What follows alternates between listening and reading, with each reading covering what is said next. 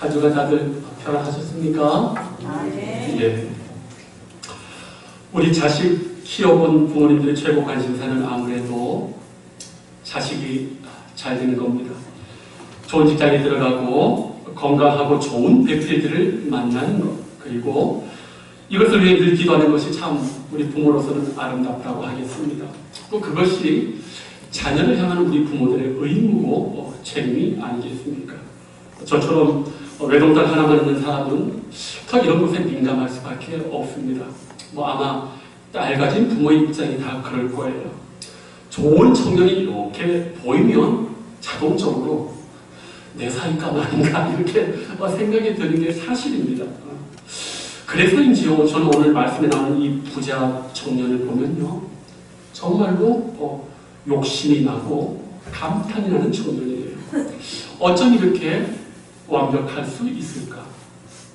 오늘 성경 우리 마가복음에는 이 청년을 어떤 사람이라고 얘기했지만 마태복음에는 정확하게 이 사람을 청년이라고 했고요. 누가복음에는 이 사람을 관리라고 얘기를 했어요. 그 세 복음서 또 전체 또 이 사람은 재물이 많은 부자다라고 얘기했습니다. 그러니까 이 사람은 젊은 청년이고 번듯한 나라의 국가 공무원이고 게다가 젊은 나이에 어느 누구도 무시 못하는 엄청난 재력을 가진 사람이었다는 겁니다. 제가 더 감탄한 이유는 이것보다는 다른 데 있어요. 뭐냐면 이 청년이요, 보통 이 시기의 청년과는 너무 다른 모습의 청년이라는 사실입니다. 부자임에도 불구하고 이 청년의 태도를 한번 보십시오. 17절 말씀 보니까 한 사람이 달려와서 끌어앉아 묻자오되, 젊은 청년이요, 막강한 불을 이렇게 보통 젊은 사람들이 가지고 있으면요, 교만하고 허영덩어리고 그래요. 그런데 이 청년 보십시오. 그런 거 전혀 없어요. 예수님 앞에 그 땅에 겸손히 무릎을 꿇고 있습니다. 대단한 청년. 거기다가 이 청년의 질문을 한번 보십시오. 그 마음에 어떤 걸 품고 있는지 한번 보십시오. 이 젊은 청년이요, 무슨 말을 하냐면, 내가 무엇을 하여야 영생을 얻을 수 있습니까? 이 청년은 내세까지 준비하는 청년이에요. 눈앞에 불이 영화에 한 영혼이 매몰된 것이 아니라 죽었어도 이 자신의 영혼과 안전과 평안까지 이 생애에서 지금 준비하려고 하는 그런 청년이에요. 대단히 진지한 청년입니다. 게다가 심지어 모세의 십계명에 대한 예수님의 물음에 대해서도요, 어떻게 기도하십니까? 얼마나 반듯한지 몰라요. 이 계명은 내가 어려서부터 다 지켰나이다. 우리 애들 키워보십시오. 신앙으로 양육하기 쉽습니까? 주일날 교회 안 가려고 하고 엄마 말 안 들으려고 해요. 아빠 말 안 들으려고 해요.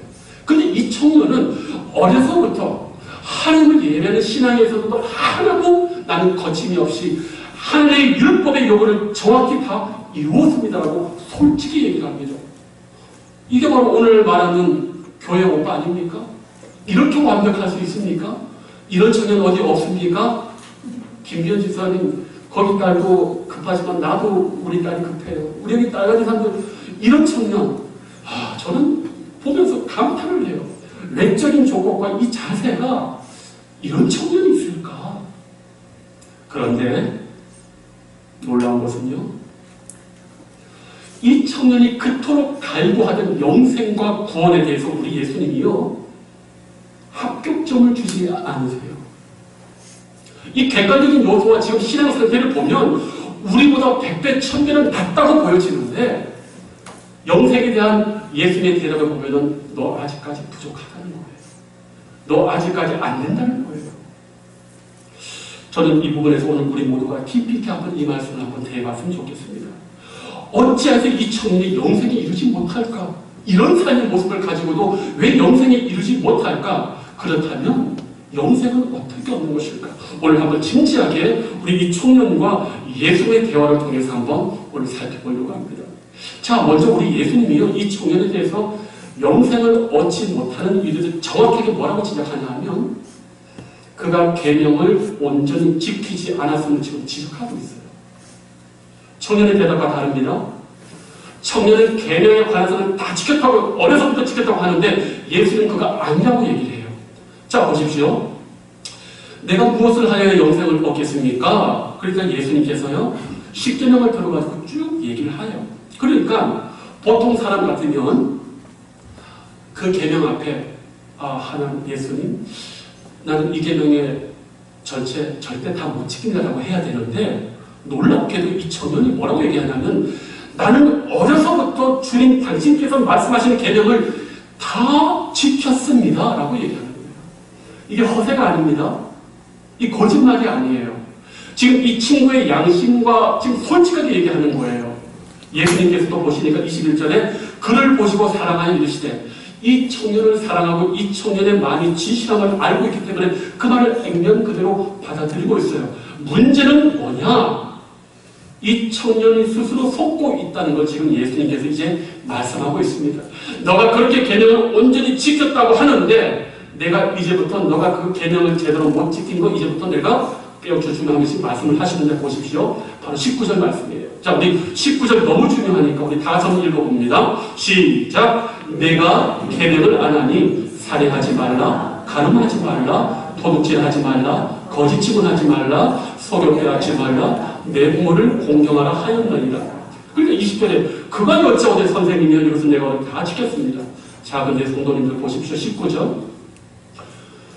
이 청년의 지금 잘못됨을 깨우치는 이 19절 말씀에 보면은 예수의 말씀이 세 가지로 상식적이지 않게 달라요.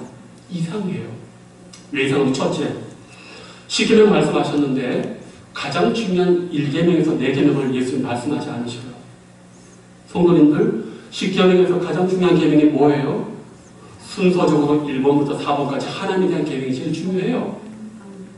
그런데 지금 예수님이 십계명의 1계명, 3계명 얘기하지 않아요.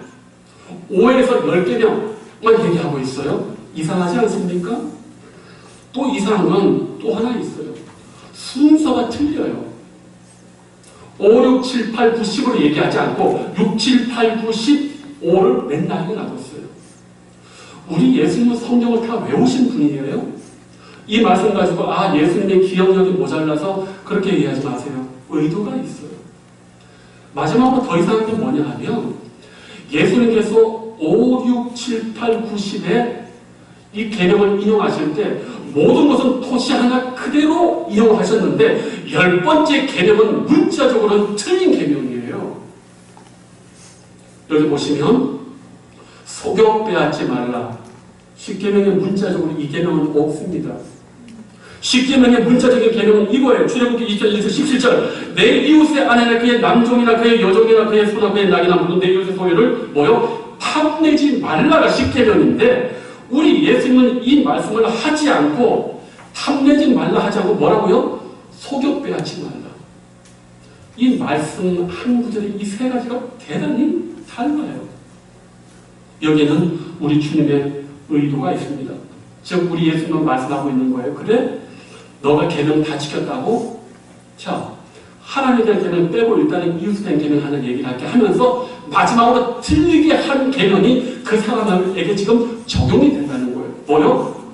이 부자 청년이 뭐요? 속여 빼앗았다라고 지금 말하고 있는 거예요. 자, 아마 이쯤 되시면 우리 성도님들은 목사님 오늘 저거 너무 과도한 해석 아닌가라고 할 수 있어요. 충분히 그럴 수 있어요. 그런데 보십시오, 성도님들. 여기 보면 22절에 23절에 이 청년을 이야기할 때 재물이 많다고 얘기했죠. 여기 이 재물이 돈을 의미하는 것이 아니라 구약 성경에서 토지와 땅을 의미하는 단어예요. 그럼 이 친구 뭘로 부자예요? 땅 부자예요. 아니 그런데 도대체 왜 이 땅 부자가 속여 빼앗는 것으로 얘기할까? 구약 성경에 이 말씀이 왜 문제가 되냐 하면 우리가 구약 성경 레위기 말씀 땅과 관련된 말씀을 안다고 하면 이스라엘 사회에서는 절대로 땅 부자가 나올 수가 없습니다. 왜?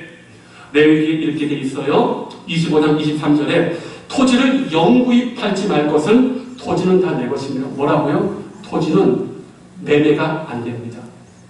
매매가 안 돼요.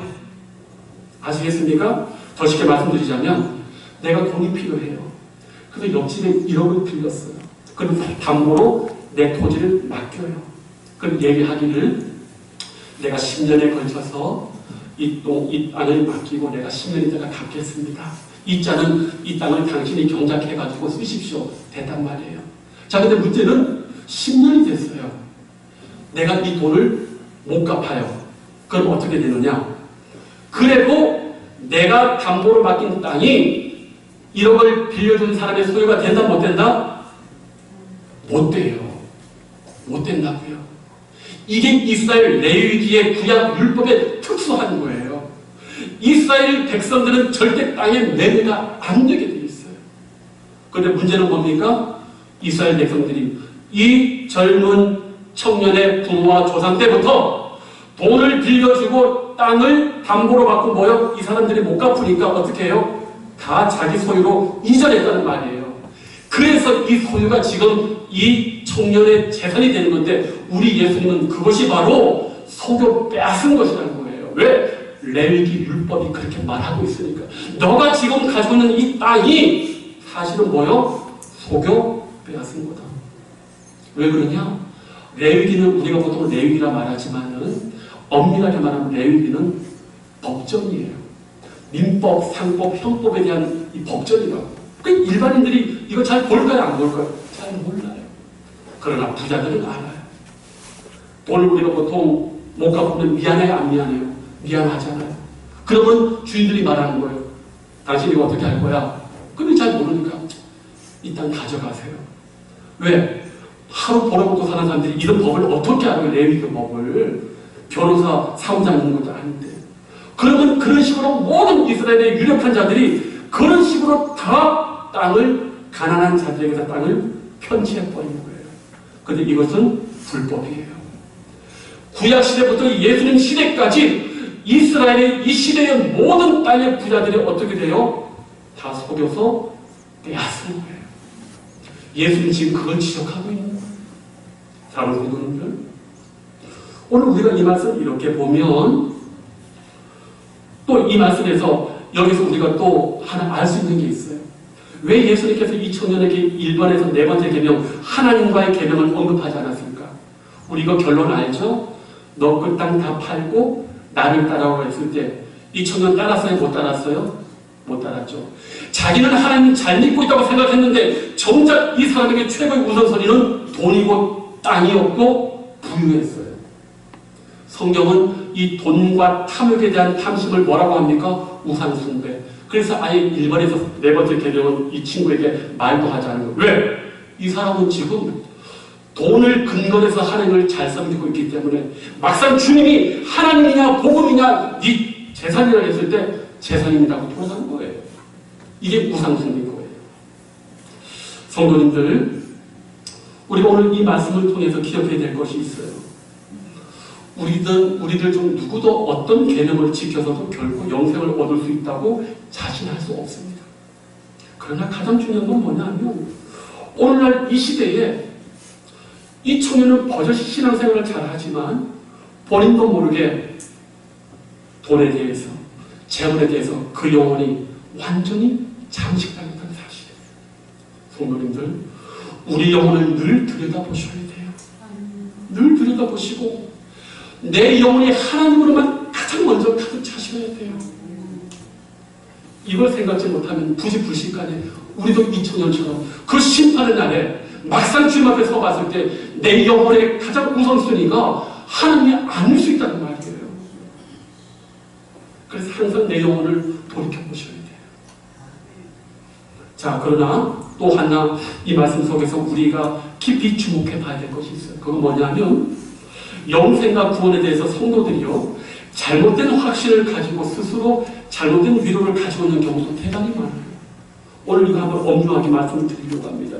자, 우리 잘 알다시피 23절, 24절에 보면은 우리 예수님께서 이 청년에 대해서 대단히 안타까워하시면서 뭐라고 얘기를 하냐면 재물이 있는 자는 하나님의 나라가 들어가기가 심히 어렵다 했을 때 그때 제자들이 놀랐다고 얘기를 했어요.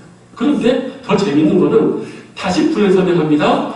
부자가 하나님 나라 들어가기가 낙타가 바늘기 들어갔다 나오는 것보다 어렵다고 하니까 이때 제자들이 매우 놀랐다고 했어요. 성도님들 물어볼게요. 제자들이 지금 여기서 예수님의 어떤 말에 놀란 겁니까? 부자가 천국 들어간다는 것이 어려워서 놀랐습니까? 아니면 낙타가 바늘기 들어가는 것처럼 이렇게 하는 게 뭐가 놀랐다고 생각하세요? 우리들 대부분은요, 부자가 천국 들어가는 게 정말 낙타가 바늘기 들어갔다 나오죠. 해서 어렵다 이렇게 생각하시잖아요. 근데 그게 아니에요. 그게 아니라고요. 여기 보면은 그런 중 누가 구원을 얻을 수 있습니까? 제자들과 그 시대 모든 사람들은, 이때 유대의 모든 사람들은 천국에 가장 확실하게 들어갈 수 있는 제1로 누굴 뽑았냐면 부자를 뽑았어요. 그런데 부자는 그들이 의심하지 않았는데 지금 주님이 반대로 얘기하니까 놀란 거예요. 그리고 여기 보니까 그런 중 누가 구원을 얻을 수 있습니까? 아니, 부자 말고 누가 구원에 더 쉽게 들어갈 수 있습니까? 이거란 말이에요.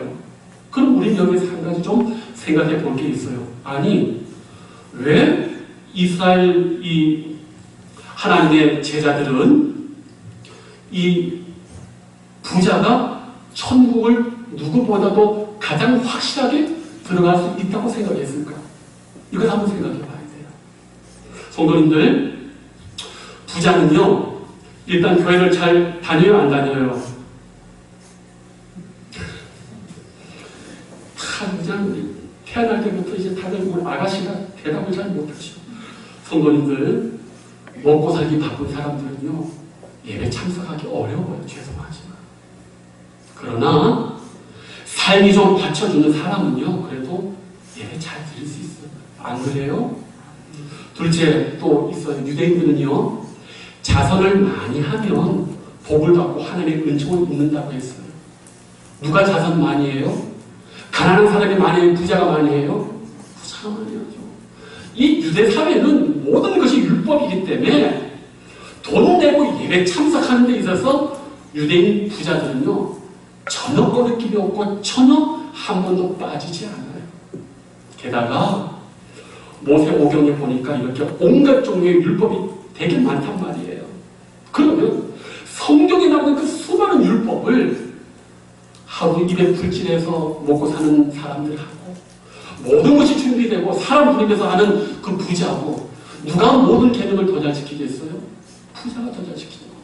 그러니까 유대 사회에서는 겉으로 봤을 때는 교회 안 빠져, 헌금 많이 해, 자선 많이 해, 많이 고아, 그럼 당연히 그 사람들 천국 간다고 의심하지 않잖아요. 바로 그거예요. 이거는 유대 사회에서는 의심할 게 없는 거예요. 제자들도 그렇게 얘기하고. 그런데 예수님이 제자들과 유대인들의 모든 생각과는 정반대를 얘기하시는 거예요. 아니, 부자야말로 천국 들어가기가 가장 어렵다라고 하니까 지금 제자들이 충격을 받는 거예요. 그런 즉 누가? 아니, 부자와 같은 사람이 아니면 누가 구원을 받습니까? 이렇게 지금 말씀하고 있는 거예요.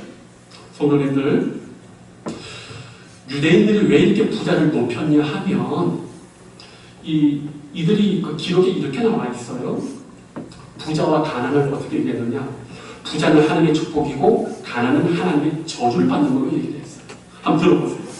가난의 비참함은 애굽에서의 모든 재앙 모두를 합쳐놓은 것보다 더 지독하다. 다른 모든 비참한 공경보다도 가난은 더 지독하다.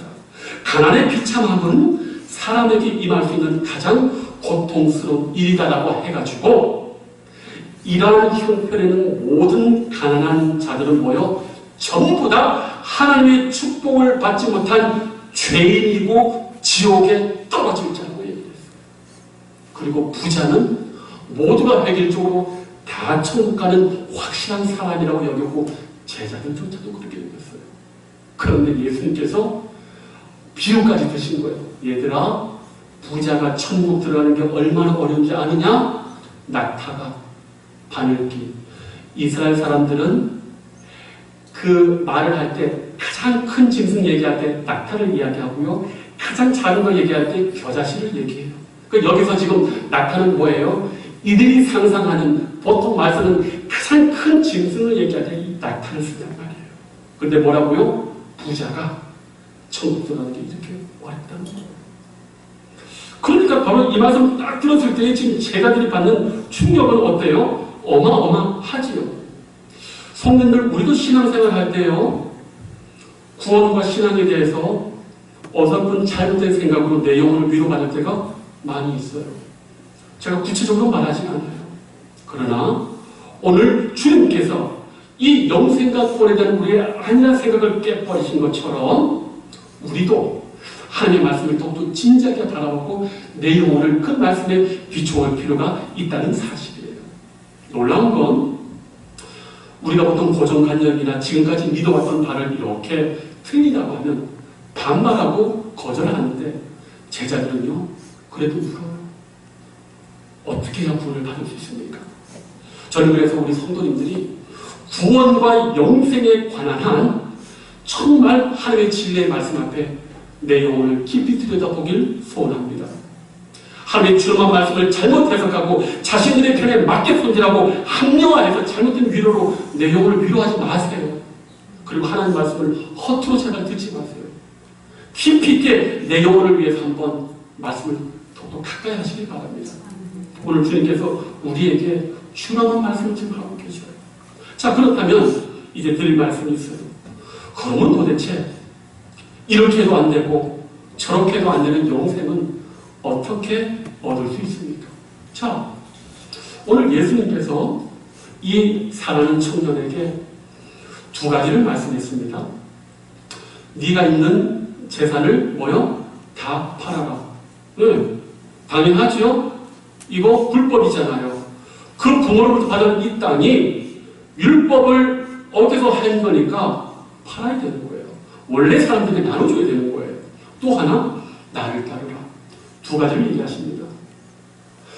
구원과 영생은요, 다른 거 아니에요. 예수님의 제자가 되는 겁니다. 근데 여기서 문제는 뭐냐? 예수님의 제자가 되는 데는 꼭 우리에게 걸림돌이 있다는 거예요. 포기해야 될 게 있다는 거예요. 이 포기가 안 될 때 이것이 우리의 발목을 잡을 수 있다는 거예요. 그렇다면 이 젊은 청년이 이제까지 이렇게 멋있는 신앙생활은 뭐에 근거한 겁니까? 모든 것이 받쳐주니까.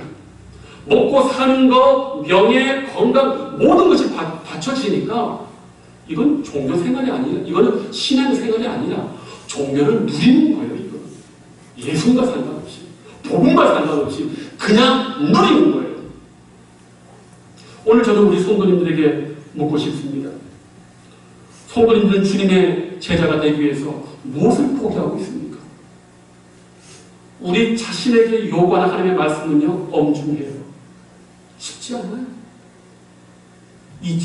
이 젊은 청년처럼. 저는 이 청년을 보면서 참 한 가지 안타까운 게 뭐냐면, 여기 청년에게 나를 따르라 이 말은요, 12제자 12사도를 부를 때만 우리 예수님이 지금 이 말을 써요. 그러니까 이 말대로 하면 이 청년은 12사도 안에 들어올 수 있는 가능성이 있는 사람이에요. 여기 나를 따르라는 말을 아무나 그렇게 쓰지 않아요. 12제자 12사도에게만 이런 말을 쓰셨단 말이에요. 그런데 이 젊은 청년이 돌아가는 거예요.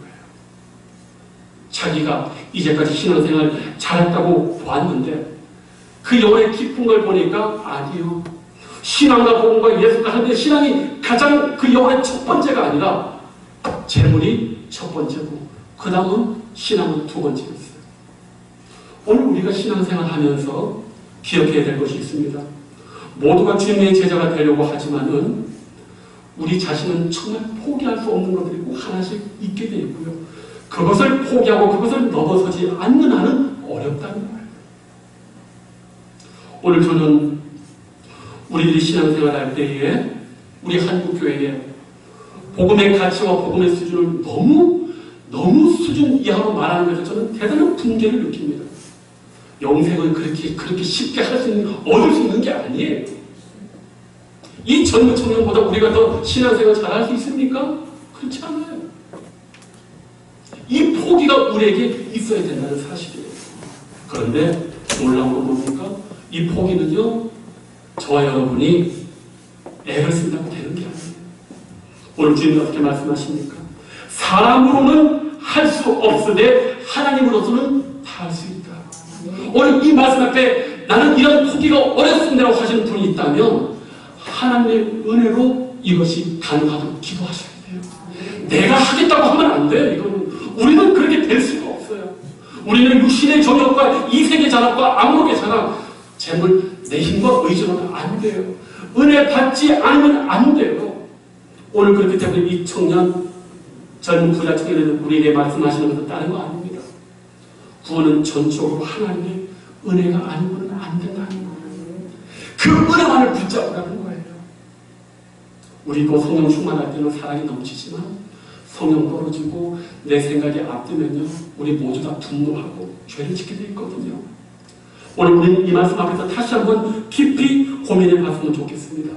정말 매일매일의 삶 속에 하나님의 은혜를 간구하시고, 무엇보다도 이 순간의 선택이 영혼을 지금 좌우하는 이 영생의 문제에 있어서 한순간이라도 내가 뭘 할 수 있다, 내가 뭘로 잘하나 생각 벗어버리고 주님의 은혜가 아니고는 내가 설 수 없습니다라고 고백할 수 있는 이 겸허함과 가난한 심령을 우리 성도님들 모두가 가지시기를 주님의 이름으로 축복합니다. 기도하겠습니다. 아버지 하나님, 오늘 이 젊은 부자 청년의 삶을 보면서 영생이 그토록 중요한데 이 영생조차도 사람으로는 할 수 없고 오직 하나님의 능력으로만 될 수 있고, 이 자리에 우리가 이렇게 나와 있는 것도 하나님의 은혜인 줄로 믿습니다.